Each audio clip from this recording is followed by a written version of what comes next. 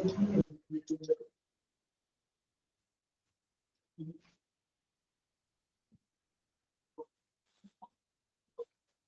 morning. Good morning, ma'am. Good morning, ma'am. Good morning, ma'am. Good morning, ma'am. Good morning, ma'am. Okay, നമ്മുടെ hospital planning team അല്ലേ start ചെയ്തുകൊണ്ടിരുന്ന കഴിഞ്ഞ ക്ലാസ്സില് എടുത്തുകൊണ്ടിരുന്ന ആ portion അല്ലേ? Hospital planning ടീമിന്റെ പോർഷൻ ആണോ എടുത്തുകൊണ്ടിരുന്നത്? അതെ, എവിടെ വരെ ഇത്?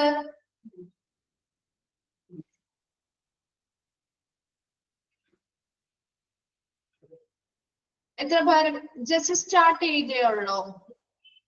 ഏതൊക്കെ പാരഗ്രാഫ് എടുത്തു? നമ്മള് ആദ്യത്തെ ഭാഗമൊക്കെ നമ്മൾ കംപ്ലീറ്റ് ആക്കിയില്ലേ?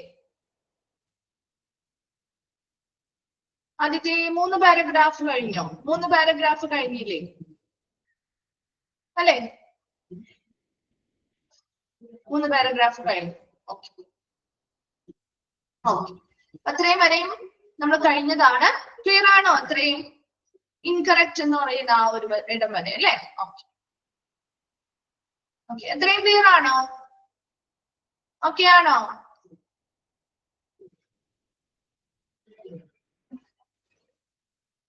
ഓക്കെ, അപ്പൊ നമ്മൾ അടുത്ത ഭാഗത്തേക്ക് പോവാണ് കേട്ടോ.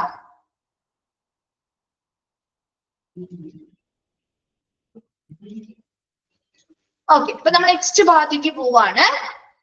അപ്പൊ നമ്മൾ ഇത്രയും നേരം ഒരു ഹോസ്പിറ്റൽ പ്ലാനിങ്ങുമായി ബന്ധപ്പെട്ട കുറച്ച് കാര്യങ്ങളായിരുന്നു പറഞ്ഞുകൊണ്ടിരുന്നത് അല്ലെ? അപ്പൊ ഹോസ്പിറ്റലിൽ ഒരു പ്ലാനിങ് ചെയ്യണമെങ്കിൽ ഒരു പ്രൊജക്ട് പ്ലാൻ ചെയ്യുമ്പോൾ അതിനെങ്കിൽ എന്താണ് ആസൂത്രണം ചെയ്യണം. അത് നല്ല രീതിയിൽ നടപ്പിലാക്കുന്നത് കുറച്ച് ബുദ്ധിമുട്ടുള്ള കാര്യമാണ്. അതുപോലെ തന്നെ അതിൽ ഒത്തിരി ആളുകളുടെ ഇൻവോൾവ്മെന്റും വേണം അല്ലെ? അത് എങ്ങനെയുള്ളതാണ്? ഇപ്പോൾ കുറെ കാര്യങ്ങള് ആവശ്യകതകളൊക്കെ മാനിച്ചുകൊണ്ടായിരിക്കണം ഒരു ഹോസ്പിറ്റൽ പ്ലാൻ ചെയ്യുന്നതും. അപ്പൊ ആ പ്ലാൻ ചെയ്യുന്ന സമയത്ത് നമുക്കറിയാം ഒരു വ്യക്തിക്കും ഒറ്റ വ്യക്തി മാത്രമല്ല അത് പ്ലാൻ ചെയ്യുന്നത്. അവിടെ വരുന്ന ആളുകളുടെ ആവശ്യകത മനസ്സിലാക്കണം അല്ലെ? പേഷ്യൻസിന്റെ, സ്റ്റാഫുകളുടെ, അതുപോലെ തന്നെ മാനേജ്മെന്റിന്റെയും ആവശ്യകതകൾ മനസ്സിലാക്കി അതിനനുസരിച്ചുള്ള ഒരു പ്ലാനിങ് ചെയ്യണമെങ്കിൽ അതിനനുസരിച്ചുള്ള ഒരു ടീമിനെ നമ്മൾ സെറ്റ് ചെയ്യേണ്ടതായിട്ടുണ്ട്. ടീമിനെ സെറ്റ് ചെയ്യുമ്പോഴും അവിടെയും ഇതുപോലെയുള്ള ഓരോ വ്യക്തികളുടെയും അഭിപ്രായം, ഒരു അഡ്മിനിസ്ട്രേറ്ററെ നമ്മൾ ഏൽപ്പിക്കുമ്പോൾ ആ വ്യക്തിയുടെ മാത്രം താല്പര്യത്തിനനുസരിച്ചായിരിക്കും അവിടെ പ്രൊഡക്ഷനും കാര്യങ്ങളും നടക്കുക. അപ്പൊ അങ്ങനെയുള്ള കാര്യങ്ങൾ വരുമ്പോൾ മറ്റുള്ള ആളുകളുടെ ആവശ്യകതകൾ അവിടെ മാനിക്കപ്പെടാതെ പോവുകയും ചെയ്യാറുണ്ട്. അതുകൊണ്ട് തന്നെ എപ്പോഴും ഈ ഒരു ബിൽഡിംഗ് പ്ലാൻസ് ഒക്കെ നമ്മൾ എപ്പോഴും ഹോസ്പിറ്റലുമായി ബന്ധപ്പെട്ട പ്ലാനിങ് നടത്തുമ്പോൾ വളരെയധികം ശ്രദ്ധാപൂർവം ഓരോ കാര്യങ്ങളും ചെയ്യുക. സ്യൂട്ടബിൾ ആയിട്ടുള്ള ഒരു പ്ലാനിങ് സ്റ്റാഫുകളെ നിയമിക്കുക. അതിനനുസരിച്ചുള്ള ടീം മെമ്പേഴ്സിനെ വെച്ചുകൊണ്ട് പ്ലാൻ ചെയ്യുന്നതും അത്യാവശ്യമാണെന്നുള്ള കാര്യങ്ങളാണ് നമ്മൾ പറഞ്ഞുകൊണ്ടിരുന്നത് അല്ലെ? Then next paragraphൽ പറയുന്നത് therefore the key feature in planning all good medical facilities should be the extensive participation of the medical staff in the process. അപ്പൊ നമുക്കറിയാം, നമ്മൾ ഇത്രയും പറഞ്ഞ കാര്യങ്ങളിൽ നിന്ന് നമുക്ക് മനസ്സിലാക്കാൻ പറ്റുന്നത് എല്ലാ തരത്തിലുമുള്ള ഗുഡ് മെഡിക്കൽ ഫെസിലിറ്റീസ്, എല്ലാ നല്ല മെഡിക്കൽ ഫെസിലിറ്റികളും പ്ലാൻ ചെയ്യണം അല്ലെങ്കിൽ ആസൂത്രണം ചെയ്യുന്നതിന്റെ ഏറ്റവും പ്രധാനപ്പെട്ട ഒരു കാര്യം എന്ന് പറയുന്നത് should be the extensive participation of the medical staff in the process. ആ പ്ലാനിംഗ് പ്രക്രിയയില് നല്ലൊരു വിപുലമായ പാർട്ടിസിപ്പേഷൻ, ആരുടെ പങ്കാളിത്തം വേണം എന്നാ പറയുന്നത്? ഒരു മെഡിക്കൽ സ്റ്റാഫുകളുടെ പങ്കാളിത്തം ഏറ്റവും പ്രധാനപ്പെട്ട ഒരു കാര്യമാണ് അല്ലെ? ഒരു മെഡിക്കൽ സ്റ്റാഫിന്റെ പങ്കാളിത്തം ഉണ്ടെങ്കിൽ അവർക്ക് ഒത്തിരി കാര്യങ്ങള് ആ പ്ലാൻ ചെയ്യുന്ന സമയത്ത്, തയ്യാറെടുക്കുന്ന സമയത്ത് പറഞ്ഞു കൊടുക്കാൻ പറ്റും അല്ലെ? അപ്പൊ എപ്പോഴും ഒരു നല്ല മെഡിക്കൽ ഫെസിലിറ്റികളെ കുറിച്ചുള്ള ഒരു ആസൂത്രണം നടക്കുമ്പോൾ അതിൽ ഏറ്റവും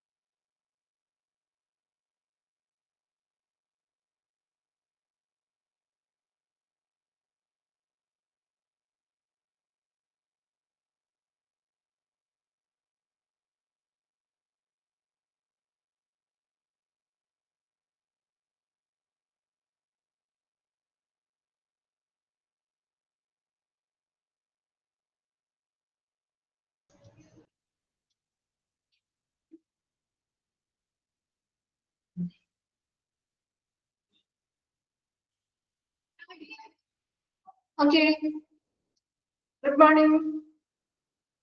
ചെറിയൊരു നെറ്റ് ഇഷ്യൂ വന്നതാണ് കേട്ടോ.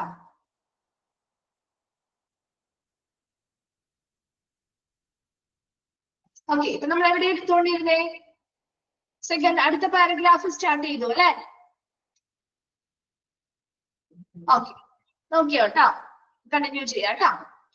അപ്പൊ നെക്സ്റ്റ് പാരഗ്രാഫിൽ നമ്മൾ ആദ്യത്തെ പോയിന്റ് പറഞ്ഞിരുന്നു. അപ്പൊ ആദ്യത്തെ പോയിന്റ് എന്താ പറഞ്ഞത്? ഏറ്റവും നല്ലൊരു മെഡിക്കൽ ഫെസിലിറ്റി പ്ലാൻ ചെയ്യുന്ന സമയത്ത് ഏറ്റവും ഇമ്പോർട്ടന്റ് ആയിട്ട് ശ്രദ്ധിക്കേണ്ട ഒരു കാര്യം എന്ന് പറയുന്നത് മെഡിക്കൽ സ്റ്റാഫുകളെ ആ പ്രോസസ്സിൽ പങ്കാളികളാക്കുക, അല്ലെ, വിപുലമായ ഒരു പങ്കാളിത്തം അവരുടെ ഉറപ്പുവരുത്തുക എന്ന് പറഞ്ഞു. In the initial stages the time spent on spelling out clearly what the requirements would be from the staff's point will save both money and time in the long run. അപ്പൊ ഇവിടെ നമുക്ക് ഒരു ഇനിഷ്യൽ സ്റ്റേജിൽ അല്ലെങ്കിൽ ഒരു പ്രാരംഭ ഘട്ടത്തിൽ തന്നെ, ഒരു ഹോസ്പിറ്റൽ പ്ലാൻ ചെയ്യുന്നതിന്റെ പ്രാരംഭ ഘട്ടത്തിൽ തന്നെ നമുക്ക് ഇവിടെ എന്ത് ചെയ്യണം? The time spent on spelling out clearly what the requirements would be from the staff point. സ്റ്റാഫിന്റെ പോയിന്റ് ഓഫ് വ്യൂവിൽ നിന്ന് അവരുടെ ആവശ്യകതകൾ, ആ ഹോസ്പിറ്റലിന് എന്തൊക്കെ ആവശ്യകതകളാണുള്ളത്, അതൊരു സ്റ്റാഫിന്റെ പോയിന്റ് ഓഫ് വ്യൂവിൽ നിന്ന് അവരുടേതായ ആവശ്യകതകൾ എന്താണെന്ന് മനസ്സിലാക്കാനായിട്ട് നമുക്ക് കുറച്ച് സമയം സ്പെൻഡ് ചെയ്യുകയാണെങ്കിൽ അതിലൂടെ നമുക്ക് എന്തൊക്കെ സേവ് ചെയ്യാൻ പറ്റും, അല്ലെങ്കിൽ എന്തൊക്കെ ലാഭിക്കാൻ പറ്റും എന്നാ പറയുന്നത്? മണി ആൻഡ് ടൈം, അല്ലെ, പണവും അതുപോലെ തന്നെ സമയവും നമുക്കൊരു ദീർഘകാല അടിസ്ഥാനത്തിൽ സേവ് ചെയ്യാൻ അല്ലെങ്കിൽ ലാഭിക്കാൻ സാധിക്കും. എപ്പോഴും ഒരു പ്ലാനിങ്ങിന് വേണ്ടി ഒരു മെഡിക്കൽ സ്റ്റാഫിനെ ഉൾപ്പെടുത്തുന്നത് എന്തിനു വേണ്ടിയാ? ആ മെഡിക്കൽ സ്റ്റാഫുകളുടെ പോയിന്റിൽ നിന്നുകൊണ്ട് ആ ഹോസ്പിറ്റലിന് വേണ്ട ആവശ്യകതകൾ എന്താണോ അത് നമുക്ക് കുറച്ച് സമയം സ്പെൻഡ് ചെയ്താണെങ്കിലും അത് ആ ഒരു ഇനിഷ്യൽ സ്റ്റേജിൽ തന്നെ, ആ പ്ലാനിങ് നടക്കുന്നതിന്റെ പ്രാരംഭ ഘട്ടത്തിൽ തന്നെ മനസ്സിലാക്കാൻ സാധിക്കുന്നത് കൊണ്ട് തന്നെ നമുക്ക് ഒത്തിരി സമയവും പണവും അതിലൂടെ ലാഭിക്കാൻ സാധിക്കും. ക്ലിയർ ആണോ? പാരഗ്രാഫ് 2 പോയിന്റും ഓക്കെ ആണോ?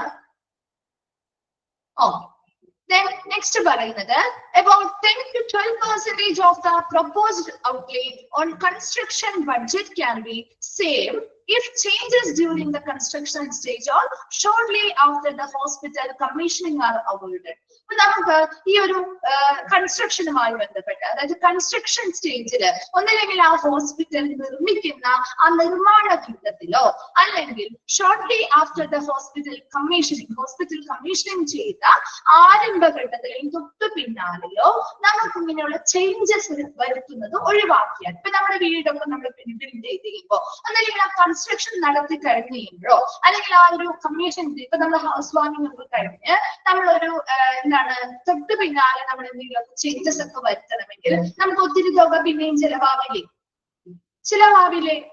നമ്മുടെ ആ ഒരു ബഡ്ജറ്റിൽ നിന്നും കുറച്ചും കൂടി അധികം തുക നമുക്ക് ചെലവാകും, അല്ലെ? അപ്പൊ അതൊക്കെ കുറയ്ക്കാൻ, അതുപോലെ തന്നെ ഈ ഹോസ്പിറ്റലിന്റെ നിർമ്മാണ ഘട്ടത്തില് അല്ലെങ്കിൽ അത് കമ്മീഷനിങ് ചെയ്ത് തൊട്ട് പിന്നാലെ ഇങ്ങനെയുള്ള ഒത്തിരി മാറ്റങ്ങൾ വരുത്തുന്നത് കുറയ്ക്കുകയാണെങ്കിൽ, ഇപ്പൊ ആദ്യം മുതലേ അതിന്റെ പ്ലാനിങ് ഉണ്ടെങ്കിൽ നമ്മൾ ഒത്തിരി മാറ്റങ്ങൾ വരുത്തേണ്ടതായിട്ട് വരില്ല, അല്ലെ?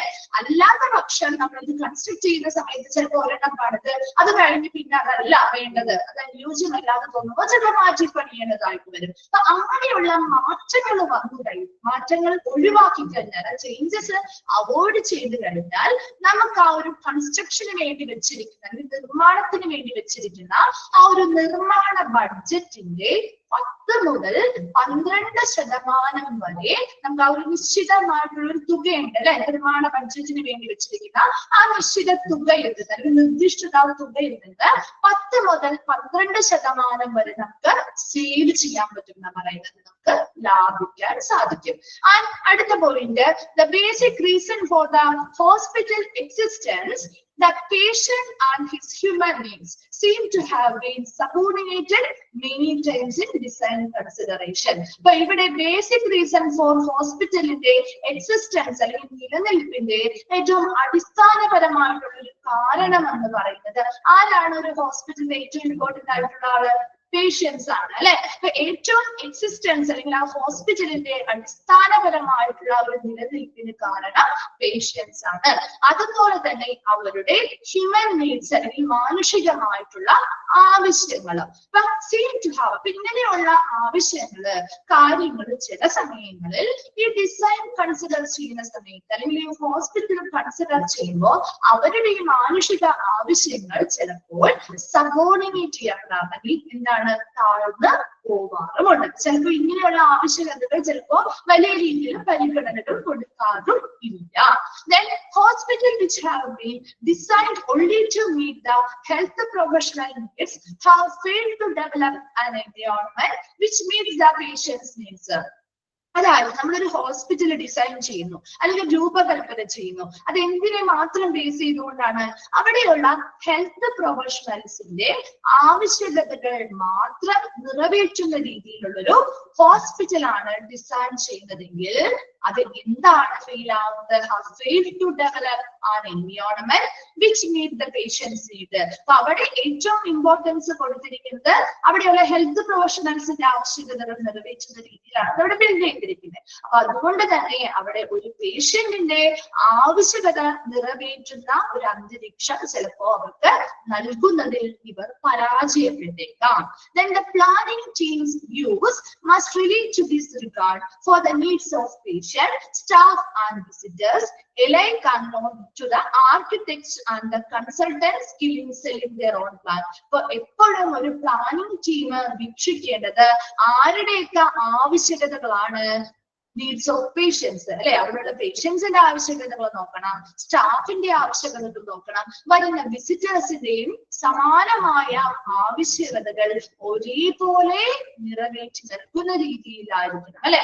അങ്ങനെ അവരുടെ ആവശ്യകതകളെല്ലാം ഇതുമായി ബന്ധപ്പെട്ട എല്ലാ ആവശ്യകതകളും മനസ്സിലാക്കി അല്ലെങ്കിൽ വീക്ഷിച്ചുകൊണ്ടായിരിക്കണം ആ ഒരു പ്ലാൻ എന്താണ് ഡിസൈൻ ചെയ്യുന്നത്.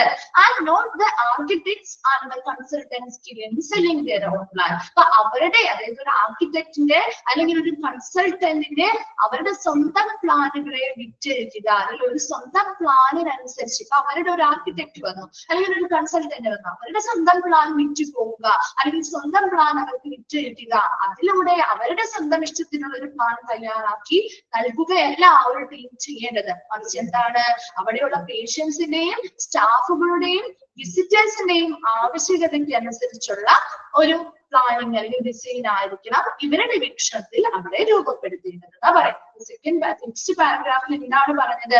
ആദ്യം നമ്മൾ പറഞ്ഞത് ഒരു ബിൽഡിങ്ങിന്റെ ഒരു ഹോസ്പിറ്റലിന്റെ നിർമ്മാണ ഘട്ടത്തിലോ അല്ലെങ്കിൽ അതിന്റെ കമ്മീഷനിങ് ചെയ്ത തൊട്ട് പിന്നാലെയോ വരുന്ന ഒത്തിരി മാറ്റങ്ങൾ നമുക്ക് അവോയ്ഡ് ചെയ്താൽ അല്ലെങ്കിൽ ഒഴിവാക്കിയാൽ നമുക്ക് ആ ഒരു കൺസ്ട്രക്ഷന് വേണ്ടി നമ്മൾ നിർദ്ദിഷ്ടമായിട്ട് മാറ്റിവെച്ചിരിക്കുന്ന ആ ഒരു ബഡ്ജറ്റിലുള്ള ഒരു തുകയുടെ 10 മുതൽ 12% വരെ നമുക്ക് ലാഭിക്കാൻ സാധിക്കും. രണ്ടാമത് പറഞ്ഞത് ഒരു ഹോസ്പിറ്റലിന്റെ നിലനിൽപ്പിന്റെ അടിസ്ഥാന ഘടകം എന്ന് പറയുന്നത് പേഷ്യൻസ് ആണ്, അതുപോലെ തന്നെ അവരുടെ മാനുഷികമായിട്ടുള്ള ആവശ്യകതകളുമാണ്. അപ്പൊ ഇങ്ങനെയുള്ള മാനുഷിക ആവശ്യകതകൾ ചില സമയങ്ങളിൽ ഡിസൈൻസ് രൂപപ്പെടുത്തുന്ന സമയത്ത് ചിലപ്പോ താഴെത്തട്ടിലേക്ക് പോയേക്കാം അല്ലെങ്കിൽ അത്ര ഇമ്പോർട്ടൻസ് ചിലപ്പോ കൊടുക്കാറുണ്ടാവില്ല. ഈ ഒരു ഹോസ്പിറ്റലുമായി ബന്ധപ്പെട്ട് ആ ഡിസൈൻ രൂപകൽപ്പന ചെയ്യുന്നത് ഒരു ഹെൽത്ത് പ്രൊഫഷണലിന്റെ ആവശ്യകതകൾ മാത്രം മുൻനിർത്തി അല്ലെങ്കിൽ ആ ഹെൽത്ത് പ്രൊഫഷണൽസിന്റെ ആവശ്യകതകൾ മാത്രം നിറവേറ്റുന്ന രീതിയിൽ ആണെങ്കിൽ അവിടെ എന്തിൽ അവർ പരാജയപ്പെടുന്നുണ്ട്? പേഷ്യൻസിന്റെ ആവശ്യകതകൾ നിറവേറ്റുന്ന കാര്യത്തിൽ അല്ലെങ്കിൽ അങ്ങനെയുള്ള ഒരു അന്തരീക്ഷം പ്രൊവൈഡ് ചെയ്യുന്ന കാര്യത്തിൽ അവര് ഫെയിൽ ആയി പോവാറുണ്ടെങ്കിൽ പരാജയപ്പെടാറുണ്ട്.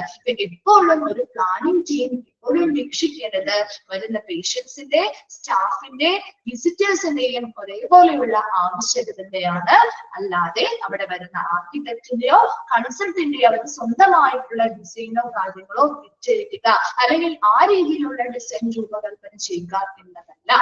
ഒന്ന് വായിച്ചു നോക്കിയ പാരഗ്രാഫ്.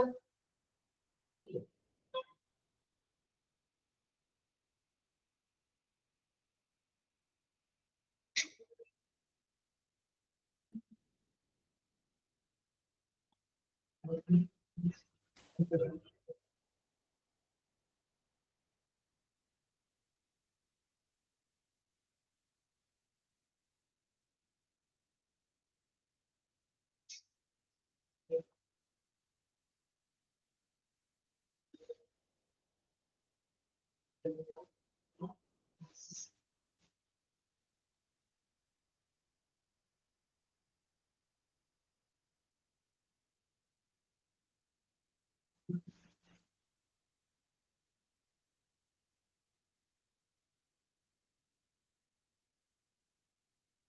ആണോ? ക്ലിയർ ആണോ ആ പാരഗ്രാഫ്? ഓക്കെ. ഇനി അടുത്തതായിട്ട് ചെറിയൊരു ഭാഗമാണ്. The distinction between an overall function and activity components function is often misunderstood. അതായത് ഇവിടെ ഈ ഹോസ്പിറ്റലിന്റെ ഡിസൈനിങ്ങുമായി ബന്ധപ്പെട്ട അല്ലെങ്കിൽ പ്ലാനിങ്ങുമായി ബന്ധപ്പെട്ട മൊത്തത്തിലുള്ള പ്രവർത്തനങ്ങളായിക്കോട്ടെ അല്ലെങ്കിൽ അതിന്റെ ഘടകഭാഗങ്ങളായിക്കോട്ടെ ചില സമയങ്ങളിൽ അവിടെ മിസ്അണ്ടർസ്റ്റാൻഡിംഗ് പലതരത്തിലുള്ള പലപ്പോഴും തെറ്റിദ്ധരിക്കപ്പെടാറുണ്ട്. അതായത് to that extent there is a need to educate the planning group. ഇതിൽ എപ്പോഴും നമ്മുടെ തെറ്റിദ്ധരിക്കപ്പെടുന്നത് എന്തുകൊണ്ടാണെന്ന് വെച്ച് കഴിഞ്ഞാല് അവിടെ ആ പ്ലാനിംഗ് ഗ്രൂപ്പിന് ഇത് ആസൂത്രണം ചെയ്യുന്ന ഒരു ഗ്രൂപ്പിന് ആവശ്യമായ എഡ്യൂക്കേഷൻസ് അല്ലെങ്കിൽ ബോധവൽക്കരണം നൽകണം. എന്തിനുള്ള ബോധവൽക്കരണമായിരിക്കും? Especially the non medical members of the group. ആ പ്ലാനിംഗ് ഗ്രൂപ്പിൽ ഉൾപ്പെട്ടിട്ടുള്ള നോൺ മെഡിക്കൽ മെമ്പേഴ്സിനാണ് കൂടുതലും ഇനിയുള്ള അവയർനെസ് അല്ലെങ്കിൽ എഡ്യൂക്കേഷൻസ് അല്ലെങ്കിൽ ബോധവൽക്കരണം നൽകേണ്ടത്. In the description of spaces and activities. ഒരു ഹോസ്പിറ്റലിൽ എന്തൊക്കെ സ്പേസസ് ആണ് വേണ്ടത്, അവിടെ ആക്ടിവിറ്റീസ് അല്ലെങ്കിൽ പ്രവർത്തനങ്ങൾ ചെയ്യാനായിട്ട് എന്തൊക്കെ സ്പേസസ്, ഇപ്പൊ ഒരു ഡിപ്പാർട്ട്മെന്റ് എടുത്താൽ അവിടെ ഇന്ന കാര്യങ്ങളാണ് നടക്കുന്നത്. അപ്പൊ അതിനനുസരിച്ച് ഓരോരോ ആക്ടിവിറ്റീസും ചെയ്യാൻ ഇത്ര സ്പേസ് അവിടെ വേണം എന്നുള്ളത് ആ ഒരു മെമ്പേഴ്സിനായിരിക്കും അറിയാം അല്ലെ, അവിടെയുള്ള സ്റ്റാഫുകൾക്കായിരിക്കും അറിയാം, അല്ലെങ്കിൽ ആ ഒരു മെഡിക്കൽ മെമ്പേഴ്സിനായിരിക്കും അറിയാം. അപ്പൊ അങ്ങനെ അല്ലാത്ത ആളുകൾ ആ ഒരു ഗ്രൂപ്പിലുണ്ടെങ്കിൽ അവർക്ക് ഇതിനെ കുറിച്ചൊരു ബോധവാന്മാരായാൽ എഡ്യൂക്കേഷൻ കിട്ടിയാൽ മാത്രമേ അതിനനുസരിച്ചുള്ള പ്ലാനിങ്ങും ഡിസൈനും അവിടെ രൂപപ്പെടുത്താൻ പറ്റുള്ളൂ. അപ്പൊ അതിനു വേണ്ടി എപ്പോഴും ഈ പ്ലാനിങ് ഗ്രൂപ്പിനെ എഡ്യൂക്കേറ്റ് ചെയ്യുക. അത് പ്രത്യേകിച്ച് ആ ഗ്രൂപ്പിലുള്ള നോൺ മെഡിക്കൽ ആയിട്ടുള്ള അംഗങ്ങൾക്കാണ് ഈ പറയുന്ന ഹോസ്പിറ്റലിന്റെ ഏതൊക്കെ സ്പേസുകളാണ്, നമ്മൾ എത്രത്തോളം സ്പേസ് ഓരോ ഡിപ്പാർട്ട്മെന്റിന് വേണം, ഏതൊക്കെ പ്രവർത്തനങ്ങളാണ് അവിടെ നടത്തുന്നത് എന്നതിനെ കുറിച്ചൊരു നോളജ് അല്ലെങ്കിൽ ഒരു അവയർനെസ് കൊടുക്കേണ്ടത് അത്യാവശ്യമാണ്. Then the design of a hospital must also meet patients' needs as a human being. അപ്പൊ ഏതൊരു ഡിസൈൻ രൂപപ്പെടുത്തുമ്പോഴും അവിടെ ഒരു ഹ്യൂമൻ ബീയിങ് എന്ന നിലയിൽ പേഷ്യൻസിന്റെ ആവശ്യകതകൾക്ക് മുൻകൂട്ടം നൽകി അല്ലെങ്കിൽ ആവശ്യകതകൾ നിറവേറ്റുന്ന രീതിയിലായിരിക്കണം ഡിസൈൻ രൂപകൽപ്പന ചെയ്യേണ്ടത്. His or her social habit, അവരുടെ സാധാരണ രീതിയിലുള്ള ശീലങ്ങള്, അവരുടെ സ്വകാര്യത, അവരുടെ സാമൂഹികത, അതുപോലെ ഭക്ഷണശീലങ്ങൾ തുടങ്ങിയവ, അങ്ങനെയുള്ള എല്ലാ തരത്തിലുമുള്ള കാര്യങ്ങളും കൺസിഡർ ചെയ്തുകൊണ്ട് പരിഗണിച്ചുകൊണ്ട് ഒരു ഹ്യൂമൻ ബീങ് മനുഷ്യൻ എന്ന നിലയിൽ അല്ലെങ്കിൽ ആ ഒരു പേഷ്യന്റിന്റെ ആവശ്യകതകൾ നിറവേറ്റുന്ന രീതിയിലുള്ളൊരു ഡിസൈൻ ആയിരിക്കണം ഇവിടെ രൂപകൽപ്പന ചെയ്യേണ്ടത്. ഇനി നിങ്ങൾക്കൊരു പിക്ചർ കാണിച്ചിട്ടുണ്ട്. ആ ഒരു പിക്ചറിൽ ജസ്റ്റ് ഒന്നുമില്ല. ഫസ്റ്റ് പറയുന്നത് നമ്മളൊരു ഹോസ്പിറ്റൽ എങ്ങനെയായിരിക്കണം എന്നാണ് ആദ്യം പ്ലാൻ ചെയ്യുക. അപ്പൊ നമ്മളൊരു വീട് എങ്ങനെയാണ്, നമ്മളൊരു പുതിയതായിട്ട് നമ്മളൊരു വീട് വെക്കാൻ പ്ലാൻ ചെയ്തു വിചാരിക്കുക. നിങ്ങളൊന്ന് ആലോചിച്ച് നോക്കി, നമ്മൾ വീട് വെക്കാൻ ആദ്യം പ്ലാൻ ചെയ്യുന്നത് നമ്മുടെ വീട് എത്ര സ്ക്വയർ ഫീറ്റ് അല്ലെ, ഒരു സ്ഥലം നമ്മൾ ആദ്യം ചൂസ് ചെയ്യും. ആ സ്ഥലത്ത് ചിലപ്പോൾ സ്ഥലപരിമിതി ഒക്കെ ഉണ്ടാവും അല്ലെ, നമ്മൾ ഉദ്ദേശിക്കുന്ന രീതിയിലുള്ള ചിലപ്പോൾ വീടൊക്കെ നമുക്ക് അത്രയും വലിയ സ്പേസിലൊന്നും വെക്കാൻ പറ്റില്ല അല്ലെ. അപ്പൊ ഏകദേശം എത്ര സ്ക്വയർ ഫീറ്റിലുള്ള ഒരു വീട് വെക്കാം എന്നല്ലേ നമ്മൾ ആദ്യം ചിന്തിക്കുക. ആ സ്ഥലത്തിനനുസരിച്ച് അല്ലെ, ആ സ്ഥലത്തിനനുസരിച്ച് ഇത്ര സ്ക്വയർ ഫീറ്റുള്ള ഒരു വീട് വെക്കാൻ പറ്റുള്ളൂ. അതല്ലാതെയുള്ള വീട് നമുക്ക് ആലോചിക്കാൻ പറ്റുമോ? പ്രാക്ടിക്കബിൾ അല്ലാതെ അല്ലെ. അപ്പൊ അങ്ങനെ ഒരു ഹോസ്പിറ്റൽ എങ്ങനെയായിരിക്കും എന്ന് ഇവരും പ്ലാൻ ചെയ്തു. അതിനുശേഷം ഏതൊക്കെ ഡിപ്പാർട്ട്മെന്റുകൾ അതിനുള്ളിൽ വരണമെന്ന് തീരുമാനിച്ചു അല്ലെ. നമ്മളിപ്പോ വീട് വെക്കാൻ പ്ലാൻ ചെയ്തു. ഇത്ര സ്ക്വയർ ഫീറ്റ് ഉള്ള ഒരു വീടാണ് നമ്മൾ വെക്കാൻ പോകുന്നത്. അതിനുള്ളിൽ അപ്പൊ നമ്മൾ ആ സ്ക്വയർ ഫീറ്റിനുള്ളിൽ ഉൾപ്പെടാവുന്ന രീതിയിൽ എത്ര റൂമുകൾ നമുക്ക് വെക്കാൻ പറ്റും. ചിലവരെങ്ങനെയാ സ്പേസ് കുറവാണെങ്കിൽ നമ്മളൊരു 3 റൂമുകളോ 2 റൂമൊക്കെ ആയിട്ട് അത് ചുരുക്കാറുണ്ട് അല്ലെ. ചിലപ്പോൾ ചെറിയ വീടൊക്കെ വളരെ ചുരുങ്ങിയ സ്പേസ് ആണെങ്കിൽ ചിലപ്പോൾ ഒരു റൂമായിട്ട് അവർ ചുരുക്കാറുണ്ട് ഇല്ലേ. അതുപോലെ തന്നെ ഹോസ്പിറ്റലിലും ഏതൊക്കെ ഡിപ്പാർട്ട്മെന്റുകൾ അതിനുള്ളിൽ വെക്കണമെന്ന് പിന്നീട് അവർ തീരുമാനിക്കുന്നു. അതിനുശേഷം എന്ത് ചെയ്യുന്നു, ആ ഡിപ്പാർട്ട്മെന്റുകൾക്കുള്ളിൽ ഓരോ റൂമുകളും സെറ്റ് ചെയ്യുന്നു. ക്ലിയർ ആണോ? ആ ഒരു പിക്ചർ അതാണ് ഇവിടെ ഇൻഡിക്കേറ്റ് ചെയ്യുന്നത് കേട്ടാ. ജസ്റ്റ് നിങ്ങൾക്കൊന്ന് മനസ്സിലാക്കാൻ വേണ്ടിയാണ് കൊടുത്തിരിക്കുന്ന പിക്ചേഴ്സിൽ നിന്നൊന്നും അങ്ങനെ ചോദിക്കാറില്ല കേട്ടാ. അപ്പൊ വേഗം ആ പാരഗ്രാഫ് ഒന്ന് വായിച്ചിട്ട് റിപ്ലൈ ചെയ്തേ.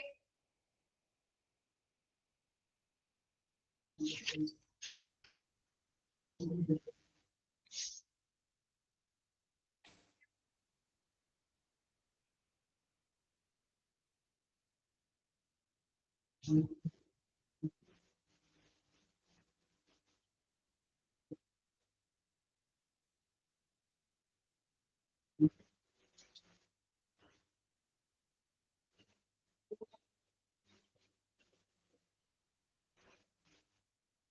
ക്ലിയർ ആണോ? ആ പാരഗ്രാഫ് ക്ലിയർ ആണോ? ഓക്കെ, നമ്മൾ അടുത്ത ഭാഗത്തേക്ക് പോവാണ് കേട്ടോ. ചെറിയൊരു ഭാഗം കൂടി ഉണ്ട്. അപ്പൊ അവിടെ ഇതിൽ പറയുന്നത്, since doctors, nurses and medical administrators do not understand the language of hospital building, we have merely accepted the ideas the architects and engineers thrust on hospitals. അതായത് ഇപ്പൊ നമ്മൾ പറയാം, ഇപ്പൊ നമ്മളൊരു വീട് ബിൽഡ് ചെയ്യാനായിട്ട് അല്ലെങ്കിൽ കൺസ്ട്രക്ഷന് വേണ്ടി നമ്മൾ ഒരു ആർക്കിടെക്റ്റിനെ അല്ലെങ്കിൽ ഒരു എഞ്ചിനീയറെ കൺസൾട്ട് ചെയ്ത് വിചാരിക്കും. അപ്പൊ അവര് പറയുന്ന ചില ടേംസ് ഒന്നും നമുക്ക് മനസ്സിലാവില്ല, അല്ലെ? നമുക്ക് ഇങ്ങനെ ഓരോ ടേംസ് ഒക്കെ പറഞ്ഞാൽ നമുക്ക് ഇത്ര ചതുരശ്ര കിലോമീറ്റർ, ഇത്ര സ്ക്വയർ ഫീറ്റ്, അല്ലെങ്കിൽ ഇത്ര ഇതിലാണ് നമ്മൾ എടുക്കുന്നത് എന്ന രീതിയിലൊക്കെ കുറെ ടേംസ് അവരുടേതായ ടേംസ് ഉണ്ടാവും, ഇല്ലേ? ഉണ്ടാവുമല്ലോ. അപ്പൊ അത് നമുക്ക് എല്ലാം മനസ്സിലാവും?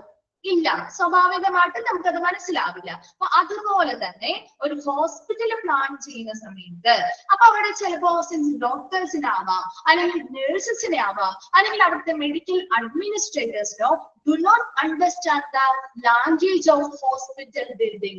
ഹോസ്പിറ്റൽ നിർമ്മിക്കുന്ന ബിൽഡിംഗ് നിർമ്മിക്കുന്നതുമായി ബന്ധപ്പെട്ട പല ലാംഗ്വേജുകൾ അല്ലെങ്കിൽ ഭാഷകൾ മനസ്സിലാവാത്തത് കൊണ്ട് തന്നെ we have merely accepted the ideas the architects and engineers thrust on hospital. അപ്പൊ എന്ത് ചെയ്യുന്നു? അപ്പൊ ഇങ്ങനെ മനസ്സിലാവാത്തത് കൊണ്ട് തന്നെ നമ്മൾ അപ്പൊ എന്താ ചെയ്യാ? നമ്മുടെ വീട്ടില് നമുക്കൊരു കാര്യങ്ങൾ പറയുന്നത് മനസ്സിലായില്ല, നമ്മളൊരു ഹോസ്പിറ്റൽ നമ്മുടെ കൊണ്ടുവന്ന് നമുക്കൊരു പ്ലാൻ ഒക്കെ കാണിച്ചു തരാണ്. അപ്പൊ പ്ലാൻ കാണിച്ചു കഴിഞ്ഞാൽ അവരുടെ ടേംസോ കാര്യങ്ങളോ നമുക്ക് മനസ്സിലാവത്തില്ലെങ്കിൽ നമ്മൾ അന്ന് ശരി, ഓക്കെ നിങ്ങൾ ചെയ്തോ എന്നല്ലേ നമ്മൾ പറയാ, നമ്മൾ അത് എഗ്രി ചെയ്ത് വിടും, അല്ലെ? അപ്പൊ ഇവിടെയും അതുപോലെ തന്നെ അവരടിച്ചേൽപ്പിക്കുക, അതായത് ആർക്കിടെക്ട്സും അതുപോലെ തന്നെ എഞ്ചിനീയേഴ്സും അടിച്ചേൽപ്പിക്കുന്ന ആശയങ്ങൾ ചിലപ്പോ ഇവർക്ക് അംഗീകരിക്കേണ്ടതായിട്ട് വന്നേക്കാം. കാരണം എന്താ? ഇവിടെ മറുത്ത് പറയാനോ അല്ലെങ്കിൽ അത് അങ്ങനെയല്ല എന്ന് പറഞ്ഞു കൊടുക്കാൻ ചിലപ്പോ ഇവർക്ക് അത് എന്താണെന്ന് മനസ്സിലാവാത്തത് കൊണ്ടായിരിക്കും. ആ ഒരു ഭാഷ അല്ലെങ്കിൽ ആ ഒരു ലാംഗ്വേജ് ചിലപ്പോ മനസ്സിലാവുന്നുണ്ടാവില്ല. അപ്പൊ അങ്ങനെയുള്ളൊരു വ്യത്യാസമുള്ളത് കൊണ്ട് ഇവര് പറയുന്ന കാര്യങ്ങൾ എന്താണോ ആ കാര്യങ്ങളെ ചിലപ്പോ ഇവര് അംഗീകരിക്കേണ്ടതായിട്ട് വന്നേക്കാം. Even though the multidisciplinary nature of a hospital project involves participation by professional doctors, specialists, nurses, technical staff, architects, engineers and medical administrators. അതുപോലെ തന്നെ ഇപ്പൊ ഒരു മൾട്ടി ഡിസിപ്ലിനറി ഒന്നിലധികം ബിൽഡിങ്ങുകളുള്ള അല്ലെങ്കിൽ ഒന്നിലധികം ഡിപ്പാർട്ട്മെന്റുകളുള്ള ഒരു നേച്ചർ, ആ ഒരു സ്വഭാവത്തിലുള്ള ഒരു ഹോസ്പിറ്റൽ പ്രൊജക്റ്റിലാവുമ്പോ ഇവിടെ എല്ലാവരുടെയും പങ്കാളിത്തം അത്യാവശ്യമാണ്. ഒരു പ്രൊഫഷണൽ ഡോക്ടറിന്റെ പങ്കാളിത്തം വേണം അത് പ്ലാൻ ചെയ്യുമ്പോൾ, അതുപോലെ ഒരു സ്പെഷ്യലിസ്റ്റിന്റെ പങ്കാളിത്തം വേണം, നഴ്സസിന്റെ ആണെങ്കിലും ടെക്നിക്കൽ സ്റ്റാഫുകള്, ആർക്കിടെക്ടേഴ്സ്, എഞ്ചിനീയേഴ്സ്, മറ്റ് മെഡിക്കൽ അഡ്മിനിസ്ട്രേറ്റേഴ്സ് മുതലായവരുടെ ഒക്കെ ഒരു പങ്കാളിത്തം ഉൾപ്പെടുത്തുന്നുണ്ടെങ്കിൽ പോലും the lack of a common technical language, നമുക്ക് മനസ്സിലാവുന്ന രീതിയിലുള്ള ഒരു കോമൺ ആയിട്ടുള്ള ഒരു ലാംഗ്വേജ്, ഒരു സാങ്കേതികപരമായിട്ടുള്ള ഒരു ഭാഷയുടെ അഭാവം is needed for understanding of the common objective of this group tend to delay progress because the language and semantics used by various participants of the group can confuse and create ambiguity. അതായത് ഇവിടെ ഉദ്ദേശിക്കുന്നത് നമ്മളിവിടെ എല്ലാവരും ആ ഒരു ഗ്രൂപ്പിലെ പങ്കാളികളാവുന്നുണ്ടെങ്കിൽ പോലും ചില സമയങ്ങളിൽ ഈ ഗ്രൂപ്പിന്റെ പ്രധാന ലക്ഷ്യം അല്ലെങ്കിൽ നമ്മൾ ഇവിടെ ഒരു പ്ലാനിംഗ് ആണ് ഉദ്ദേശിച്ചിരിക്കുന്നതെങ്കിൽ ആ ഒരു കോമൺ ആയിട്ടുള്ള ഒരു ലക്ഷ്യത്തിനെ കുറിച്ചുള്ള ഒരു മനസ്സിലാക്കൽ ഇവിടെ നടക്കാറുണ്ട്. എന്തുകൊണ്ടാണ്? Lack of A common technical language, എല്ലാവർക്കും മനസ്സിലാവുന്ന രീതിയിലുള്ളൊരു പൊതുവായ ഒരു സാങ്കേതിക ഭാഷയുടെ അഭാവമുള്ളത് കൊണ്ട്. അതായത് ഇപ്പൊ അവിടെ അങ്ങനെ ഒരു അഭാവമുള്ളത് കൊണ്ട് തന്നെ അവിടെ ആ ഒരു പുരോഗതിയില് എന്ത് വരാം? ഡിലേ വരാം, അല്ലെ? ആ പുരോഗതി ചിലപ്പോ വൈകിപ്പോവാൻ കാരണമാവുന്നുണ്ട്. കാരണം എന്തുകൊണ്ടാ? ഈ ഗ്രൂപ്പിൽ പാർട്ടിസിപ്പേറ്റ് ചെയ്യുന്ന ഓരോ വ്യക്തികളും അവരുപയോഗിക്കുന്ന ലാംഗ്വേജ് ചിലപ്പോ മനസ്സിലാവാത്തത് കൊണ്ടാവും, ഭാഷയിൽ വ്യത്യാസങ്ങളുള്ളത് കൊണ്ടാവും. സെമാന്റിക്സ് എന്ന് പറഞ്ഞാൽ എന്താണ്? സെമാന്റിക്സ് അർത്ഥശാസ്ത്രം. അപ്പൊ നമ്മൾ ഉദ്ദേശിക്കുന്ന ഒരു മീനിങ് ആയിരിക്കില്ല ചിലപ്പോ അവരുദ്ദേശിക്കുന്നത്, അല്ലെ? അപ്പൊ അങ്ങനെയുള്ള അർത്ഥശാസ്ത്രം അല്ലെങ്കിൽ ഭാഷ അങ്ങനെയുള്ള കാര്യങ്ങളിൽ പലതരത്തിലുള്ള വ്യത്യാസങ്ങൾ വരുന്നത് കൊണ്ട് അവിടെ ഒരു കൺഫ്യൂഷൻ വരാം. അല്ലെ? ആൻഡ് ക്രിയേറ്റ് ആംബിഗ്യൂറ്റി, എന്താ ഒരു ആശയക്കുഴപ്പം വരാം, അല്ലെങ്കിൽ ഒരു അവ്യക്തതയൊക്കെ സൃഷ്ടിക്കുന്നത് കൊണ്ട് തന്നെ നമുക്ക് ഈ പറയുന്ന ലക്ഷ്യങ്ങളെ കുറിച്ച് കൃത്യമായ ഒരു മനസ്സിലാക്കൽ കിട്ടാത്തത് കൊണ്ട് അവിടെ ആ ഒരു പുരോഗതി ചിലപ്പോ വൈകി പോയേക്കാം. അപ്പൊ അവിടെ എപ്പോഴും ഈ പറയുന്ന എല്ലാവരും പാർട്ടിസിപ്പേറ്റ് ചെയ്യുന്നുണ്ടെങ്കിലും ഇപ്പൊ ഒരു ആർക്കിടെക്ട് പറയുന്നത് അല്ലെങ്കിൽ ഒരു എഞ്ചിനീയർ പറയുന്ന ഒരു കാര്യം ചിലപ്പോൾ നമുക്ക് ഇങ്ങോട്ട് കൺവേ ചെയ്തെടുക്കാനായിട്ട് അല്ലെങ്കിൽ മനസ്സിലാക്കി എടുക്കാൻ ചിലപ്പോൾ ബുദ്ധിമുട്ടായിരിക്കാം. അപ്പൊ അങ്ങനെ മനസ്സിലാക്കാതെ വരുമ്പോൾ സ്വാഭാവികമായിട്ടും അതിനോടുള്ള റിപ്ലൈയും നമ്മളത് ഒരു കുറച്ചൊന്ന് ഇതായിരിക്കില്ല, നമുക്കത് മനസ്സിലാക്കി എടുക്കാൻ കുറച്ച് ദിവസം വേണ്ടി വരുമെങ്കിൽ അല്ലെങ്കിൽ മറ്റാരോടെങ്കിലും ചോദിച്ച് മനസ്സിലാക്കണമെങ്കിൽ ഇപ്പൊ കുറച്ച് ഡിലേ വരും. അപ്പൊ ആ ഒരു ഡിലേ ഇവിടെയും സംഭവിക്കാറുണ്ടെന്നാ പറയുന്നത്. അപ്പൊ അങ്ങനെ ഒരു മനസ്സിലാക്കാത്ത ലാംഗ്വേജുകളാകുമ്പോൾ സ്വാഭാവികമായിട്ടും അവിടെ ഒരു ആശയക്കുഴപ്പമോ അല്ലെങ്കിൽ അവിടെ ഒരു എന്താണ് അവ്യക്തതയോ ഒക്കെ അവർക്ക് ഫീൽ ചെയ്യാം. അതിനനുസരിച്ച് ചിലപ്പോൾ അവിടെ ആ ഒരു പുരോഗതിയിൽ ഒരു ഡിലേ അല്ലെങ്കിൽ ഒരു വൈകിപ്പിക്കുന്ന രീതിയിലുള്ള ഒരു കാര്യങ്ങൾ വന്നേക്കാം. Then therefore the medical men must understand the language of hospital project planning before interacting with architects and engineers. അതുകൊണ്ട് തന്നെ ഈ പറയുന്ന പ്രൊജക്ട് പ്ലാനിങ്ങിൽ ഉൾപ്പെടുന്നതിന് മുൻപ് അല്ലെങ്കിൽ ഒരു ആർക്കിടെക്ട് അല്ലെങ്കിൽ എഞ്ചിനീയറുമായിട്ട് ഇടപെടലുകൾ നടക്കുന്നതിന് മുൻപ് തന്നെ ഒരു മെഡിക്കൽ മെൻ അല്ലെങ്കിൽ മെഡിക്കൽ പ്രൊഫഷണൽ വർക്ക് ചെയ്യുന്ന ഓരോരുത്തരും എന്ത് മനസ്സിലാക്കണം എന്ന് പറയുന്നത് അവരുപയോഗിക്കുന്ന ഒരു ലാംഗ്വേജ് അല്ലെങ്കിൽ ഭാഷ മനസ്സിലാക്കിയിരിക്കണം. അങ്ങനെ ഒരു ഭാഷ മനസ്സിലാക്കിയാൽ മാത്രമേ ഇവര് പറയുന്ന കാര്യങ്ങൾ കൃത്യമായിട്ട് അവരിലേക്ക് കൺവേ ചെയ്ത് അല്ലെങ്കിൽ അവർക്ക് മനസ്സിലാക്കിയെടുക്കാനായിട്ട് പറ്റുള്ളൂ. എന്നാൽ മാത്രമേ അതിനനുസരിച്ച് കൃത്യമായ മറുപടികൾ പറയാനും അതിനനുസരിച്ചുള്ള ഒരു പ്രോഗ്രസ് അവിടെ കൊണ്ടുവരാനും സാധിക്കുകയുള്ളൂ. ക്ലിയർ ആണോ? വേഗം ഒന്ന് വായിച്ചു നോക്കി ആ ഒരു പാരഗ്രാഫ്. എപ്പോഴും ഒരു ഹോസ്പിറ്റൽ ബിൽഡിങ്ങുമായി ബന്ധപ്പെട്ട ആ ഒരു ലാംഗ്വേജ് ഇപ്പൊ ആർക്കിടെക്ട്സ് യൂസ് ചെയ്യുന്നതാവാം, എഞ്ചിനീയേഴ്സ് യൂസ് ചെയ്യുന്നതാവാം, ആ ലാംഗ്വേജ് മനസ്സിലാവാത്തതിന്റെ പ്രശ്നമാണ്. അപ്പൊ അങ്ങനെ മനസ്സിലാവാതെ വരുമ്പോൾ സ്വാഭാവികമായിട്ടും അവര് നമ്മൾ അടിച്ചേൽപ്പിക്കുന്ന ആശയങ്ങൾ നമ്മൾ അവിടെ അംഗീകരിക്കേണ്ടതായിട്ട് വരും. ഇവരെല്ലാവരും ഈ പറയുന്ന എല്ലാ ആളുകളും ആ ഒരു ഗ്രൂപ്പിൽ ഉൾപ്പെടുന്നുണ്ടെങ്കിൽ പോലും അവർക്ക് ചിലപ്പോൾ ഇവരുടെ ലാംഗ്വേജ് മനസ്സിലാവാത്തത് കൊണ്ട് ആ ഒരു പ്രോഗ്രസിൽ ഒരു ഡിലേ അല്ലെങ്കിൽ ഒരു വൈകിപ്പിക്കൽ വന്നേക്കും. അവരുടെ ലാംഗ്വേജ് അല്ലെങ്കിൽ അവർ ഉപയോഗിക്കുന്ന ആ ഒരു സെമാൻറ്റിക്സ് അല്ലെങ്കിൽ അർത്ഥശാസ്ത്രം മനസ്സിലാവാത്തത് കൊണ്ടാകും. എപ്പോഴും ഈ പ്ലാനിംഗ് ഗ്രൂപ്പിലേക്ക് ഉൾപ്പെടുന്നതിന് മുൻപ് അല്ലെങ്കിൽ ആർക്കിടെക്ചേഴ്സിനെ അല്ലെങ്കിൽ എഞ്ചിനീയേഴ്സുമായിട്ട് ഇടപെടുന്നതിന് മുൻപ് അവരുപയോഗിക്കുന്ന ആ ഒരു ലാംഗ്വേജ് അല്ലെങ്കിൽ ആ ഒരു ഭാഷയെ കുറിച്ച് കൃത്യമായൊരു മനസ്സിലാക്കൽ ഉണ്ടായിരിക്കണം. ക്ലിയർ ആണോ? അത് ആ പാരഗ്രാഫുകൾ ഓക്കെ ആണോ? അത്രയും ഓക്കെ. ഓക്കെ, അപ്പൊ നമ്മൾ നെക്സ്റ്റ് ഭാഗത്തേക്ക് പോവാണ് കേട്ടോ. ഹോസ്പിറ്റൽ കൺസൾട്ടന്റ് അടുത്തൊരു സെക്ഷൻ ആണ്. ഹോസ്പിറ്റൽ കൺസൾട്ടന്റ് ആരാണ് അല്ലെങ്കിൽ അവരുടെ പ്രത്യേകതകൾ എന്താണ് നോക്കിയേ. One of the most important in planning a new hospital or adding new facilities in an existing hospital is the utilisation of a competent hospital administrator consultant. അതായത് ഒരു ഹോസ്പിറ്റൽ, ഒരു പുതിയ ഹോസ്പിറ്റൽ പ്ലാൻ ചെയ്യുന്നു അല്ലെങ്കിൽ ആസൂത്രണം ചെയ്യുന്നു, അല്ലെങ്കിൽ ഓൾറെഡി ഉണ്ടായിരുന്ന എക്സിസ്റ്റിംഗ് ആയിട്ടുള്ള അല്ലെങ്കിൽ ന്യൂ ഫെസിലിറ്റീസ് ആ നിലവിൽ ഉണ്ടായിരുന്ന ഹോസ്പിറ്റലില് പുതിയതായിട്ടുള്ള സൗകര്യങ്ങള് നമ്മൾ കൂട്ടിച്ചേർക്കുന്ന സമയത്തോ വളരെ ഇമ്പോർട്ടന്റ് ആയിട്ടുള്ള പ്രാധാന്യം കൊടുക്കേണ്ട ഒരു ആളാണ് അല്ലെങ്കിൽ ഒരു ഹോസ്പിറ്റൽ അഡ്മിനിസ്ട്രേറ്റർ അല്ലെങ്കിൽ ഒരു ഹോസ്പിറ്റൽ അഡ്മിനിസ്ട്രേറ്റർ കൺസൾട്ടന്റ് എന്ന് പറയുന്ന കഴിവുള്ള ഒരു വ്യക്തിയുടെ ഉപയോഗം അല്ലെങ്കിൽ അവരുടെ യൂട്ടിലൈസേഷൻ എന്ന് പറയുന്നത് വളരെ ഇമ്പോർട്ടന്റ് ആണ്. നമുക്കിവിടെ മനസ്സിലാവും അഡ്മിനിസ്ട്രേറ്റർ തന്നെയാണ് ശരിക്കും നമ്മളിവിടെ കൺസൾട്ടന്റ് ആയിട്ട് എടുക്കുന്നത്. നോർമൽ ആയിട്ടുള്ള ഒരു അഡ്മിനിസ്ട്രേറ്ററിൽ നിന്നും കുറച്ച് അധികം പരിശീലനങ്ങളും കുറച്ചധികം നോളജുകളും ഒക്കെ എക്സ്ട്രാ കിട്ടിയിട്ടുള്ളവരായിരിക്കും. അവരെന്താന്നുള്ളത് നമ്മൾ പറഞ്ഞു വരുന്നുണ്ട് കേട്ടോ. ഏറ്റവും ഇമ്പോർട്ടന്റ് ആയിട്ടുള്ളൊരു പുതിയ ഹോസ്പിറ്റൽ പ്ലാൻ ചെയ്യുമ്പോഴോ അല്ലെങ്കിൽ നിലവിലുള്ള ഹോസ്പിറ്റലുകളിൽ എന്തെങ്കിലുമൊക്കെ പുതിയ ഫെസിലിറ്റികൾ ആഡ് ചെയ്ത് കൊടുക്കുമ്പോഴോ അവിടെ ഏറ്റവും കൂടുതലായിട്ട് ഉപയോഗപ്പെടുത്തേണ്ട ഒരു വ്യക്തിയാണ് അഡ്മിനിസ്ട്രേറ്റർ കൺസൾട്ടന്റ് എന്ന് പറയുന്നത്. In Europe and USA, a class of professionals called the hospital consultant. അപ്പൊ അവിടേക്ക് നമ്മൾ അറിയപ്പെടുന്ന ഒരു ഗ്രൂപ്പ് ഓഫ് പ്രൊഫഷണൽസ് അല്ലെങ്കിൽ ഒരു കൂട്ടം പ്രൊഫഷണൽസിനെ വിളിക്കുന്ന പേരാണ് ഹോസ്പിറ്റൽ കൺസൾട്ടന്റ് എന്ന് പറയുന്നത്. Has emerged separate from the professional hospital administrator. അതായത് പ്രൊഫഷണൽ ആയിട്ടുള്ള ഒരു ഹോസ്പിറ്റൽ അഡ്മിനിസ്ട്രേറ്ററിൽ നിന്നും സെപ്പറേറ്റഡ് ആയിട്ട് വ്യത്യസ്തമായിട്ടുള്ള എമർജ് ചെയ്ത് അല്ലെങ്കിൽ ഉയർന്നു വന്നിരിക്കുന്ന ഒരു വിഭാഗം ഉദ്യോഗമാണ് ഹോസ്പിറ്റൽ കൺസൾട്ടന്റ്. എവിടെ? യൂറോപ്പിലും USA-ലും. എന്നാൽ it is A matter of debate. ഇതൊരു ചർച്ച ചെയ്യേണ്ടതായിട്ടുള്ള ഒരു വിഷയമാണ്.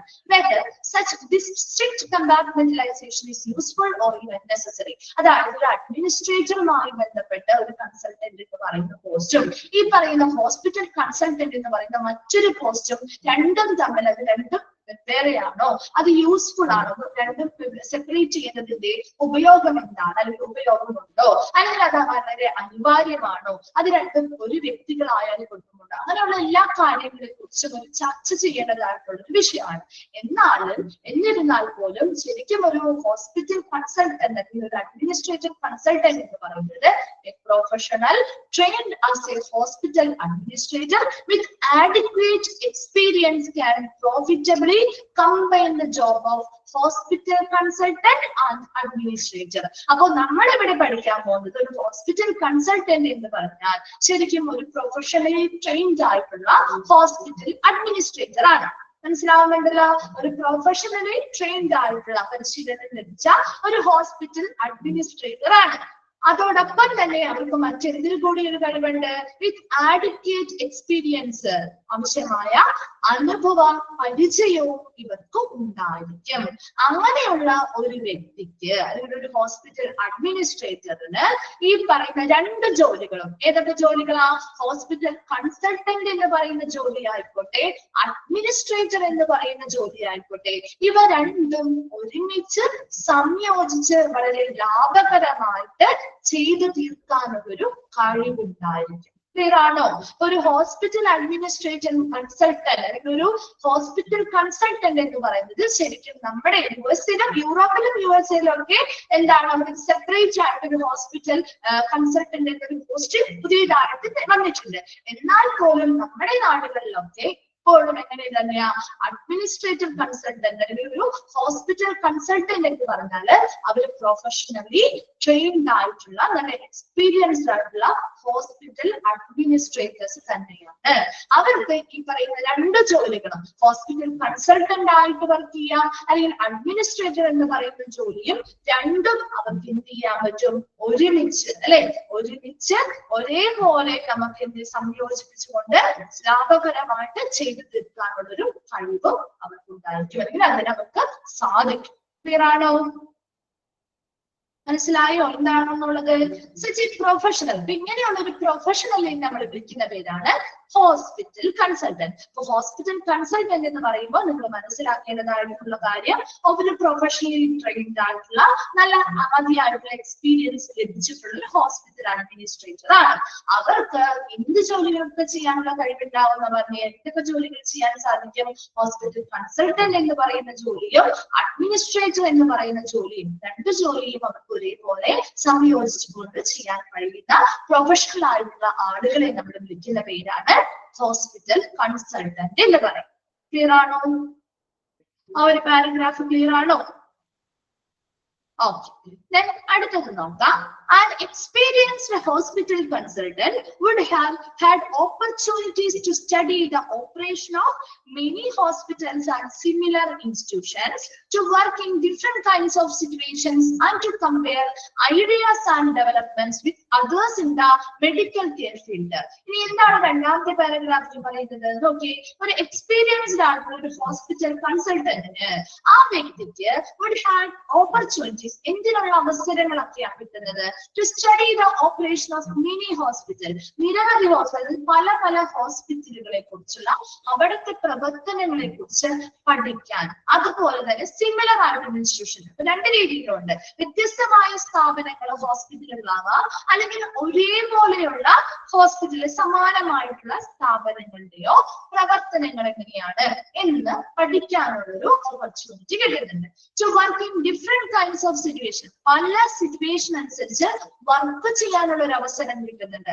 And to compare ideas and developments with others in the medical care field, medical care ഫീൽഡിലുള്ള ആശയങ്ങളും ഡെവലപ്മെന്റ്സ് അല്ലെങ്കിൽ വികസനങ്ങളും മുതലായ കാര്യങ്ങളെ കുറിച്ച് കമ്പാരിസൺ നടത്താൻ, താരതമ്യം ചെയ്യാനുള്ളൊരു ഓപ്പർച്യൂണിറ്റി, അവസരം കൂടി ഇങ്ങനെയൊരു എക്സ്പീരിയൻസ്ഡ് ആയിട്ടുള്ള ഒരു hospital കൺസൾട്ടന്റിന് ലഭ്യമാകുന്നുണ്ട്. He can approach a problem objectively and bring proper perspective both to problem solving and planning for the future. ഇനി എന്താണ് ഇത് പറയുന്നത്? ഇവർക്കുള്ള he can approach a problem. അവർക്ക് ഒരു പ്രോബ്ലത്തെ സമീപിക്കാനായിട്ട് ഒന്നുകിൽ ഒബ്ജക്റ്റീവിൽ അല്ലെങ്കിൽ എന്താണ് വസ്തുനിഷ്ഠമായിട്ട് ഒരു പ്രോബ്ലത്തെ സമീപിക്കാനും and bring proper perspective both problem solving. So problem solving അല്ലെങ്കിൽ എന്താണ് ഒരു പ്രോപ്പർ ആയിട്ടുള്ള ശരിയായ വീക്ഷണം എന്തിൽ കൊണ്ടുവരാനുള്ള ഒരു കഴിവുണ്ടായിരിക്കും. പ്രോബ്ലം സോൾവിംഗ് ഒരു പ്രശ്നം വന്നാൽ അത് സോൾവ് ചെയ്യാനായിട്ടുള്ള നല്ലൊരു വീക്ഷണം അവർക്കുണ്ടായിരിക്കും. ആൻഡ് പ്ലാനിങ് ഫോർ ഫ്യൂച്ചർ, ഭാവിയിലേക്കുള്ള ആസൂത്രണം ചെയ്യാനായിട്ടുള്ള ഒരു കഴിവ് അവർക്കും ഉണ്ടായിരിക്കും. Only the specialized knowledge of alternative methods of doing and systematic approach can give the hospital project a fair chance of success, a functional basis consistent with the economy. ഇനി അടുത്തത് എന്താ പറയുന്നത്? ഇങ്ങനെയുള്ള ഓരോ കാര്യങ്ങൾ വരുമ്പോഴും ഇവർക്ക് ആ കാര്യത്തെ കുറിച്ച് കൃത്യമായ ഒരു നോളജ് അല്ലെങ്കിൽ സ്പെഷ്യലൈസ്ഡ് ആയിട്ടുള്ള നോളജ് ഉള്ളത് കൊണ്ട് തന്നെ ഓരോ കാര്യങ്ങൾ ചെയ്യാനായിട്ട് അവർക്ക് ഒരൊറ്റ മെത്തേഡ് മാത്രമായിരിക്കില്ല അവരുടെ മുന്നിലുള്ളത്. ഒരു മെത്തേഡ് പ്രാവർത്തികമാവുന്നില്ലെങ്കിൽ അതിന് ബദലായിട്ടുള്ള മറ്റു രീതികൾ കൊണ്ടുവരാൻ ചിലപ്പോൾ അവർക്ക് അതിനുള്ള അറിവുണ്ടായിരിക്കും. ആ സിസ്റ്റമാറ്റിക് അപ്രോച്ച്, ചിട്ടയായ ഒരു സമീപനം ഹോസ്പിറ്റൽ പ്രൊജക്ടുകളിൽ കൊടുക്കുന്നത് കൊണ്ട് തന്നെ ഹോസ്പിറ്റലിന്റെ സാമ്പത്തികപരമായിട്ടുള്ള സമ്പദ് വ്യവസ്ഥ, അവരുടെ എക്കണോമി അല്ലെങ്കിൽ സമ്പദ് വ്യവസ്ഥയുമായി ബന്ധപ്പെട്ട ഒരു പൊരുത്തപ്പെടുന്ന പ്രവർത്തനങ്ങളുമായി ബന്ധപ്പെട്ട ഒരു ഫെയർ ചാൻസ് ഓഫ് സക്സസ്, ഒരു നല്ല വിജയിക്കാനുള്ള ഒരു ന്യായമായ ഒരു ചാൻസ് നമുക്ക് ഇവിടെ ഉറപ്പുവരുത്താൻ പറ്റുന്ന പറയുന്നത്. അപ്പൊ ലാസ്റ്റ് പാരഗ്രാഫിൽ എന്താണ് പറഞ്ഞത്? ഒരു എക്സ്പീരിയൻസ്ഡ് ആയിട്ടുള്ള ഒരു ഹോസ്പിറ്റൽ കൺസൾട്ടന്റ് ആകുമ്പോൾ അവർക്ക് നിരവധി അവസരങ്ങൾ അവർക്ക് കിട്ടുന്നുണ്ട്. ഇതിൽ ഒന്നാമതാണ് പല വിവിധ ഹോസ്പിറ്റലുകളാവാം അല്ലെങ്കിൽ സമാന സ്വഭാവമുള്ള ഹോസ്പിറ്റലുകളുടെയും പലതരത്തിലുള്ള പ്രവർത്തനങ്ങൾ മനസ്സിലാക്കാൻ അല്ലെങ്കിൽ പഠിക്കാനുള്ള ഒരു അവസരം കിട്ടുന്നുണ്ട്. അതുപോലെ തന്നെ പല കൈൻഡ് ഓഫ് സിറ്റുവേഷൻ അനുസരിച്ച് പ്രവർത്തിക്കാനുള്ളൊരു അല്ലെങ്കിൽ ആ സിറ്റുവേഷൻസിനനുസരിച്ച് വർക്ക് ചെയ്യാനായിട്ടുള്ളൊരു ചാൻസ് കിട്ടുന്നുണ്ട്. അതുപോലെ മറ്റ് മെഡിക്കൽ ഫീൽഡുകളുമായി ബന്ധപ്പെട്ട് ഐഡിയാസ് അല്ലെങ്കിൽ ഡെവലപ്മെന്റ്സ് ഒക്കെ കമ്പയർ ചെയ്യാൻ അല്ലെങ്കിൽ താരതമ്യം ചെയ്യാനുള്ളൊരു അവസരവും ഇവർക്ക് ലഭ്യമാകുന്നുണ്ട്. ഇവരെപ്പോഴും ഒരു വസ്തുനിഷ്ഠമായിട്ടുള്ള ഒരു അപ്രോച്ച് അല്ലെങ്കിൽ ഒരു സമീപനമാണ് ഓരോ പ്രോബ്ലത്തിനെയും ഫേസ് ചെയ്യുമ്പോൾ കൊടുക്കുന്നത്. അതുകൊണ്ട് തന്നെ ഇവർക്ക് വളരെ നല്ലൊരു വീക്ഷണമുണ്ട്. അതായത് എങ്ങനെ പ്രോബ്ലം സോൾവ് ചെയ്യാം, വന്നിരിക്കുന്ന ഒരു പ്രോബ്ലത്തെ എങ്ങനെ സോൾവ് ചെയ്യാൻ സാധിക്കും, അല്ലെങ്കിൽ ഭാവിയെ കുറിച്ച് എങ്ങനെ ആസൂത്രണം നടത്താം എന്ന നല്ല രീതിയിലുള്ള ഒരു സമീപനം അല്ലെങ്കിൽ കാഴ്ചപ്പാട് ഇവർക്ക് ഉണ്ടായിരിക്കും.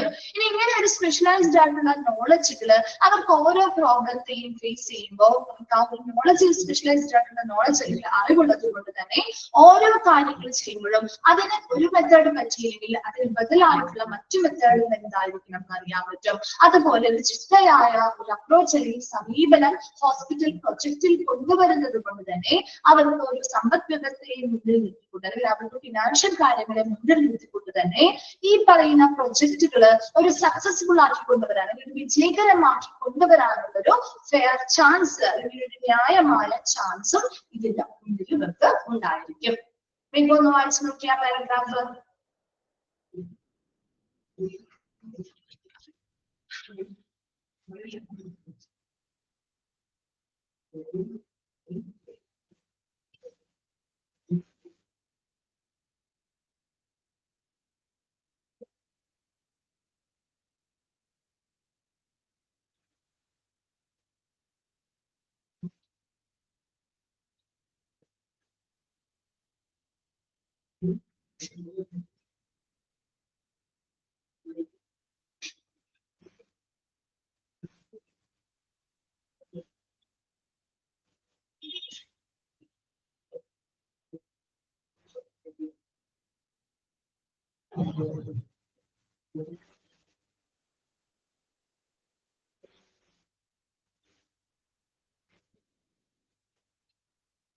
ഓക്കെ, ക്ലിയർ ആണോ? ഓക്കെ, നമ്മൾ നെക്സ്റ്റ് ഭാഗത്തേക്ക് ജസ്റ്റ് ഒന്ന് സ്റ്റാർട്ട് ചെയ്ത് വെക്കാം. നെക്സ്റ്റ് പറയുന്നത് medical hospital consultant is able to provide experience guidance in areas. അപ്പൊ നമുക്കൊരു മെഡിക്കൽ ഹോസ്പിറ്റൽ കൺസൾട്ടന്റ്, അതായത് ഒരു എക്സ്പീരിയൻസ്ഡ് ആയിട്ടുള്ള ഒരു പരിചയസമ്പന്നനായിട്ടുള്ള ഒരു ഹോസ്പിറ്റൽ കൺസൾട്ടന്റ് ഉണ്ടെങ്കിൽ അവര് നൽകുന്ന ഏതൊക്കെ ഏരിയാസിൽ അവർക്ക് മാർഗനിർദ്ദേശങ്ങൾ നൽകാൻ സാധിക്കും. ആ ഏരിയാസ് ആണ് താഴെ പറയുന്നത്. അവർക്ക് ഗൈഡൻസ് അല്ലെങ്കിൽ മാർഗനിർദ്ദേശങ്ങൾ നൽകാൻ സാധിക്കുന്ന ഏരിയകൾ. അതിൽ ഒന്നാമത്തതാണ് local and regional survey of medical and health care. എന്താണ് മെഡിക്കൽ ആൻഡ് ഹെൽത്ത് കെയർ മേഖലയിൽ അവർ ഉൾപ്പെടുന്ന സർവേകൾ, നമ്മുടെ ലോക്കൽ ആൻഡ് റീജിയണൽ ആയിട്ടുള്ള സർവേകൾ നടത്തുന്നതുമായി ബന്ധപ്പെട്ട് മാർഗനിർദ്ദേശങ്ങൾ ഇവർക്ക് നൽകാവുന്നതാണ്. അപ്പൊ മെഡിക്കൽ ഹെൽത്ത് കെയർ മേഖലയിലെ ലോക്കൽ ആൻഡ് റീജിയണൽ സർവേകളുമായി ബന്ധപ്പെട്ടുള്ള ഗൈഡൻസ്, ഈ മാർഗനിർദ്ദേശങ്ങൾ ആർക്ക് നൽകാനായിട്ട് സാധിക്കും? ആർക്ക് നൽകാൻ കഴിയുന്നത്? നല്ല എക്സ്പീരിയൻസ്ഡ് ആയിട്ടുള്ള ഒരു ഹോസ്പിറ്റൽ കൺസൾട്ടന്റിന് നൽകാനായിട്ട് സാധിക്കും. രണ്ടാമത്തത് analysis of the demand and need for hospital facility. ഹോസ്പിറ്റലിൽ വേണ്ട സൗകര്യങ്ങൾ, അതായത് അവിടുത്തെ demand and needs for hospital ഫെസിലിറ്റികൾക്ക് വേണ്ടിയുള്ള ആവശ്യകതകൾ എന്തൊക്കെയാണ് മുതലായ കാര്യങ്ങളൊക്കെ വിശകലനം ചെയ്യാനായിട്ട്, അനാലിസിസ് നടത്താനായിട്ടും ആർക്കും സാധിക്കും എന്ന് പറയുന്നേ? ഒരു എക്സ്പീരിയൻസ്ഡ് ആയിട്ടുള്ള കൺസൾട്ടന്റിന് സാധിക്കും. മൂന്നാമത്തത് assessment of the extent and range of services required. ആവശ്യമായിട്ടുള്ളത്, ആവശ്യമായ സേവനങ്ങളുടെ എക്സ്റ്റെന്റ് അല്ലെങ്കിൽ എന്താണ് അതിന്റെ എന്താണ് അവിടുത്തെ ആ ഒരു വ്യാപ്തി, അല്ലെ? എക്സ്റ്റെന്റ് എന്ന വ്യാപ്തി, അതുപോലെ തന്നെ റേഞ്ച് ഓഫ് സർവീസസ്, അതിന്റെ ആ ഒരു ശ്രേണി മുതലായ കാര്യങ്ങളൊക്കെ നമുക്ക് വിലയിരുത്താൻ പറ്റും. അപ്പൊ എത്രത്തോളം വ്യാപ്തിയിലാണ് ആ സർവീസുകൾ അവിടെ കൊടുക്കുന്നത്, എത്രത്തോളം റേഞ്ചിൽ അല്ലെങ്കിൽ എത്രത്തോളം ശ്രേണിയിലാണ് അത് അവിടെ ആവശ്യമായി വരുന്നത്, ഇതെല്ലാം നമുക്ക് അസസ് ചെയ്യാനായി വിലയിരുത്താൻ സാധിക്കും. ദെൻ എക്യുപ്മെന്റ് സെലക്ഷൻ, ഉപകരണങ്ങളുടെ തിരഞ്ഞെടുപ്പുമായി ബന്ധപ്പെട്ട കാര്യങ്ങൾ, നിർദ്ദേശങ്ങൾ ഇവർക്ക് നൽകാൻ പറ്റും. ലാസ്റ്റ് വൺ പറയുന്നത് administrative and organisation and relationship, ഭരണപരവും അതുപോലെ തന്നെ സംഘടനാപരവുമായിട്ടുള്ള റിലേഷൻഷിപ്പ് അല്ലെങ്കിൽ ബന്ധങ്ങളുമായി ബന്ധപ്പെട്ട ഗൈഡൻസുകൾ നൽകാൻ സാധിക്കും. ഈ 5 പോയിന്റ്സ് പറയുന്നത് 5 ഏരിയകൾ അല്ലെങ്കിൽ മേഖലകളാണ്. ഈ 5 ഏരിയാസിനെ കുറിച്ചും നല്ല രീതിയിലുള്ള മാർഗനിർദ്ദേശങ്ങൾ നൽകാനായിട്ട് ഒരു എക്സ്പീരിയൻസ്ഡ് ആയിട്ടുള്ള അല്ലെങ്കിൽ പരിചയ സമ്പന്നനായിട്ടുള്ള ഒരു ഹോസ്പിറ്റൽ കൺസൾട്ടന്റിന് കഴിയും. അതിൽ ഒന്നാമത് എന്തിനെ കുറിച്ചുള്ള ഗൈഡൻസ് തരാൻ പറ്റുന്ന പറഞ്ഞേ? മെഡിക്കൽ ആൻഡ് ഹെൽത്ത് കെയർ മേഖലകളില് ലോക്കൽ ആയിട്ടോ അല്ലെങ്കിൽ റീജിയണൽ ആയിട്ടോ നടത്തുന്ന സർവേകളുടെ ഗൈഡൻസുകൾ നൽകാൻ സാധിക്കും, അല്ലെങ്കിൽ നിർദ്ദേശങ്ങൾ നൽകാൻ സാധിക്കും. രണ്ടാമത്തത് demand and need for hospital facility. ഏതൊക്കെ ഹോസ്പിറ്റൽ സൗകര്യങ്ങൾക്കാണ് ഡിമാൻഡ് അല്ലെങ്കിൽ നീഡ്സ് ഉള്ളത്, ആവശ്യകതകളുള്ളത്, അത് വിശകലനം ചെയ്യാൻ അല്ലെങ്കിൽ അനലൈസിസ് നടത്താൻ സാധിക്കും. മൂന്നാമത്തത് assessment of the extent and range of services required. ഏതൊക്കെ രീതിയിലുള്ള സർവീസുകളാണ് അത് ആവശ്യമായി വരുന്നത്, അതിന്റെ വ്യാപ്തി എത്രത്തോളം വേണം, അതിന്റെ റേഞ്ച് അല്ലെങ്കിൽ ശ്രേണി എത്രത്തോളം വേണം, ഇതിനെ കുറിച്ചുള്ള അസസ്മെന്റ് അല്ലെങ്കിൽ വിലയിരുത്തൽ നടത്താനായിട്ടുള്ള നിർദ്ദേശങ്ങൾ ലഭിക്കും. എക്യുപ്മെന്റ് സെലക്ഷൻ, ഓരോ ഉപകരണങ്ങളും എങ്ങനെയാണ് തിരഞ്ഞെടുക്കേണ്ടത്, അതുപോലെ തന്നെ ഭരണപരമായിട്ടോ അല്ലെങ്കിൽ സംഘടനാപരമായിട്ടുള്ള ബന്ധങ്ങൾ നിലനിർത്താനുള്ള ഗൈഡൻസ് അല്ലെങ്കിൽ മാർഗനിർദ്ദേശങ്ങളും ആരിൽ നിന്ന് നമുക്ക് ലഭ്യമാകും അല്ലെങ്കിൽ ആർക്ക് നൽകാൻ കഴിയും? ഒരു ഹോസ്പിറ്റൽ കൺസൾട്ടന്റിന് നൽകാൻ സാധിക്കും. ക്ലിയർ ആണോ? 5 പോയിന്റ്സ് ക്ലിയർ ആണോ?